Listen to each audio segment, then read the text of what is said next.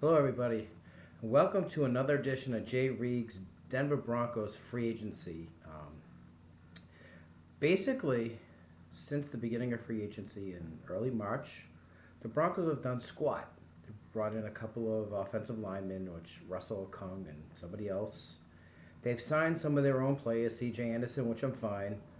But they also signed Ronnie Sideways Hillman. In the 35, 36 years I've watched football, I've never seen a guy run up. He sees somebody and he goes to the sideline. It's like he's afraid of contact. It's like, dude, you're not Barry Sanders. You're not going to outrun anybody. Come on, sideways. It's horrible.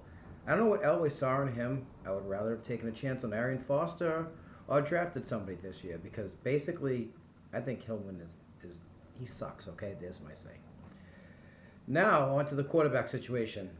Uh, they've done very little. They brought in Mark Sanchez, and originally I didn't like him because of the butt fumble and some of the struggles he's had. But what I've seen recently is at least the guy's trying and putting in a good effort, having a passing camp. And I'm trying to think of old quarterbacks over the years that have been reclamation projects and turned their careers around, going from one team to another. One really that stands out for the Broncos is Jake Plummer in the early 2000s. Jake Plummer was atrocious on the Cardinals. He sucked. He threw tons of picks. He threw like 17 touchdowns, 25 interceptions, quarterback rating of 68. Even in the early 2000s, that's awful. Anything under 75 is awful, really. Actually, 80 by now. But he came to Denver and under Mike Shanahan, who Kubiak runs basically the same system. He did a good job. I mean, his career record was 39 and 15. He probably had a quarterback rating 86, 87. And he really wasn't a bum. He was decent, not enough to win a Super Bowl, but decent. I'm hoping Sanchez is that guy if they don't bring in Colin Kaepernick. Supposedly they're bringing in Brian Hoyer on Thursday. And I'm like, are you kidding me? Brian, king of the chicken arms Hoyer. He throws pop flies, noodle arm, whatever you want to call him. He sucks. Another one. Terrible. Chicken man.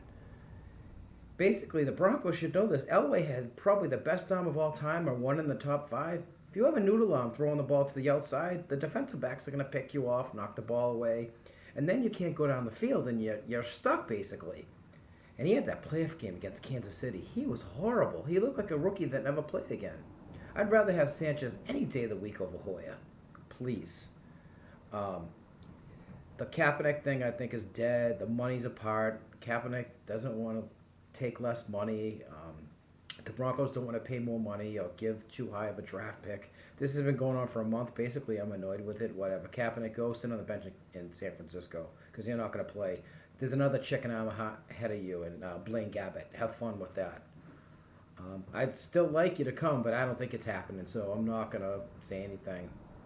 Basically, a couple of other options. Maybe they go after Nick Foles. The Eagles just traded up for the second pick today, and I think they're going to get Jared Goff or Carson Wentz. I really think Goff is going to go there. Great pick for them. The Eagles, why did they give Sam Bradford all that money? $18 million a year for a couple of years.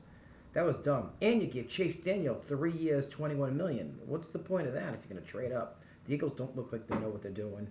The trade is good. They gave up a boatload of picks to Cleveland. And Cleveland will probably screw them up because Cleveland's had 2 winning seasons since 1999 when they came back, and they made the playoffs once. So I have no faith in Cleveland whatsoever. They're just terrible. Um, but they talk about the Broncos maybe drafting Paxton Lynch at 31. I don't think he'll be there. They'll have to move up to get him. I think he played at Memphis State. I'm not an expert in college football. I have my kids to deal with on Saturday, enjoying my time with them. And Sunday I can watch the NFL. Saturday I just don't have time to, even though I'd love to. Um, Now on to another topic. Since we were talking about chicken arms earlier, I was thinking of the chicken dance when all this happened. Here are my quarterbacks in the NFL today that have the worst arms. Just noodle arms that the opposite of Tom Brady and Aaron Rodgers, guys like that. Joe Flacco, Roethlisberger that got guns.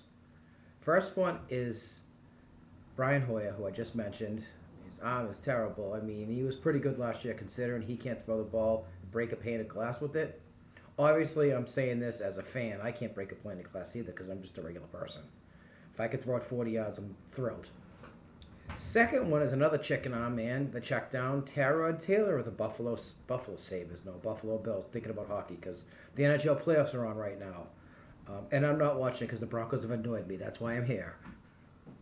Check down. Here we go. 3rd and 8. I'll throw a 2-yard pass. Great. Good job going for it. Yeah. That's really, really, really showing the guts that you have. That's pathetic. You got Sammy Watkins. Throw the ball down the field. Now the guy who's been checking down for over 10 years, Alex Smith. Number 1 pick overall for the San Francisco 49ers in 2002. He's never lived up to his hype. He's been an okay NFL quarterback, but I can't stand watching him play. Stats in the game, 21 out of 26 for 162 yards.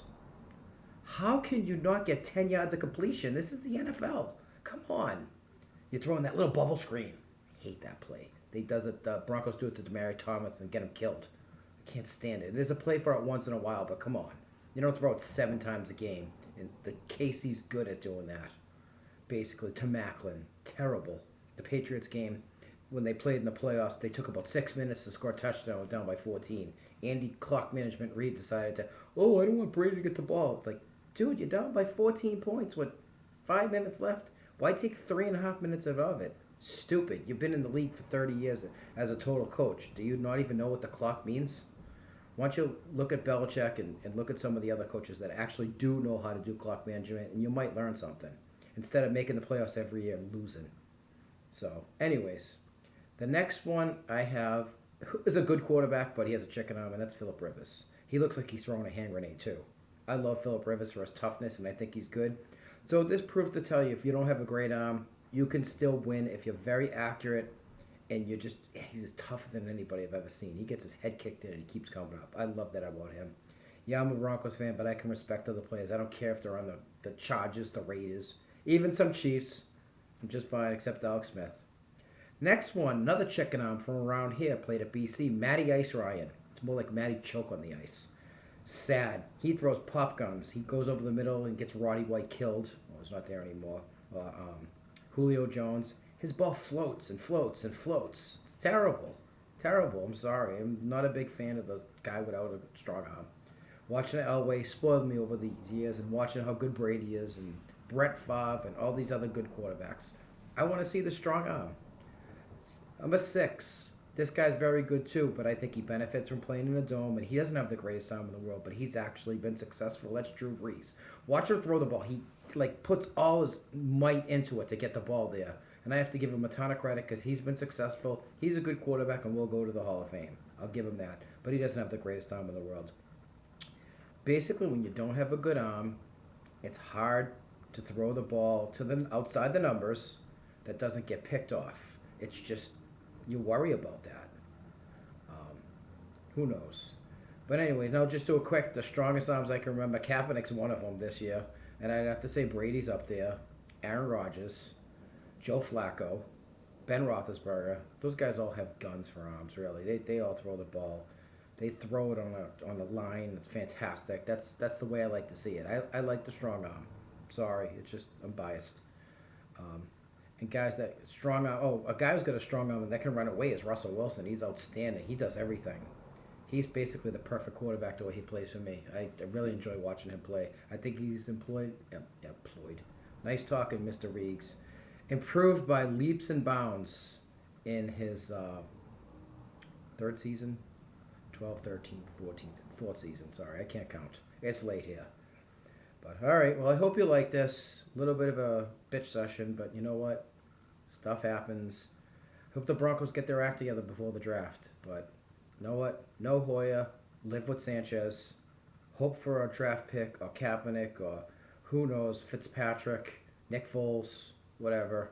Maybe even Sam Bradson's out there, but he has a little bit of a chicken out too, and he's been very, very, very inconsistent in his career, so not a huge fan of his either. Have a good night, all. Thanks for watching. Take care.